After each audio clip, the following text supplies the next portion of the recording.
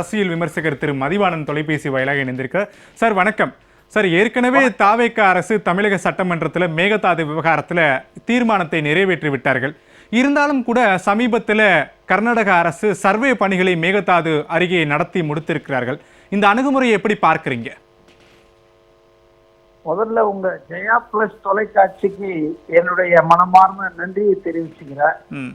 ஏன்னா ஒரு தொலைக்காட்சி சேனல் என்பது எப்படி செயல்படணும்னு நீங்க இந்த தமிழ்நாட்டின் தலையாய பிரச்சனையான இந்த மேகதாது அணை கட்டுவதை எதிர்க்கிற இயக்கத்துக்கு வலுவூட்டும் வகையில நேரா அங்க போயிட்டு இதெல்லாம் கொஞ்சம் ஆய்வு செய்துட்டு வந்து இதை ஒரு விவாதமாக்கி இருக்கிறது ரொம்ப சந்தோஷம்.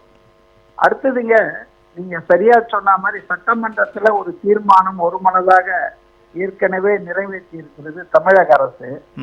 அது இல்லாம அண்மையில கரூர்ல நடந்த அந்த கூட்டத்துல கூட, அந்த மக்கள் சந்திப்புல கூட மாண்புமிகு முதல்வர் அவர்கள் மேகதாதுவை பத்தி எனக்கு தெரியாதுன்றாங்க, அதாவது இது கதையெல்லாம் நான் சொல்றேன் அப்படின்னு சொல்லிட்டு பழைய வழக்குகள் அது எப்படி உச்ச நீதிமன்றத்திலே நம்ம மனு நிராகரிக்கப்பட்டது, அன்றைக்கு ஆட்சியில் இருந்த ஸ்டாலின் அவர்கள் ஏன் அதை அடுத்த ஸ்டெப் எடுக்கலன்ற விஷயங்கள்லாம் சொன்னாரு. ஆக இன்னைக்கு மேகதாது பிரச்சனையெல்லாம் ஆல்மோஸ்ட், நீங்க எனக்கு முன்னால பேசுற ஒருத்தர் சொன்னார் காங்கிரஸ் கட்சியை பத்தி எல்லாம். தமிழ்நாட்டில் இருக்கிற காங்கிரஸ் கட்சி தமிழ்நாட்டு நலன்களுக்காகத்தான் போராடும் நிற்கும். அதே போல கர்நாடகாவில் இருக்கிற காங்கிரஸ் கர்நாடகா மக்களுக்காகத்தான் போராடும். ஒரு அகில இந்திய கட்சிகளுக்கு இருக்கிற தர்ம சங்கடம் இதுதான். மாநில கட்சிகளுக்கு வசதி, அவங்க அந்த மாநிலத்தை மட்டும் பார்த்துக்கினா போதும். ஆனால் அகில இந்திய கட்சிகளுக்கு இந்த மாதிரி பிரச்சனை கண்டிப்பா இருக்கதான் செய்யும். அதனால மேகதாது பிரச்சனையில நான் இப்போ தெளிவா சொல்றேன், தமிழ்நாட்டு அரசின் அனுமதி இல்லாமல், ஒப்புதல் இல்லாமல் அங்க அணையும் கட்ட முடியாது, மனையும் கட்ட முடியாதுங்க. அவரு இன்னைக்கு முதல்வரா வந்திருக்கிற சிவகுமார் அவர்களுடைய பெட் ப்ராஜெக்ட் இது. இதுக்காக அவர் பாத யாத்திரை நடத்தி இருக்கிறாரு, அதை சொல்லி ஓட்டு வாங்கி இருக்காரு, ஜெயிச்சிருக்காரு. அதனால அவரு அந்த மாதிரி சில டிராமா எல்லாம் போட்டுட்டு தான் இருக்கணும், to satisfy his ego and Karnataka மக்களுடைய ஆதரவை பெறுவதற்காக.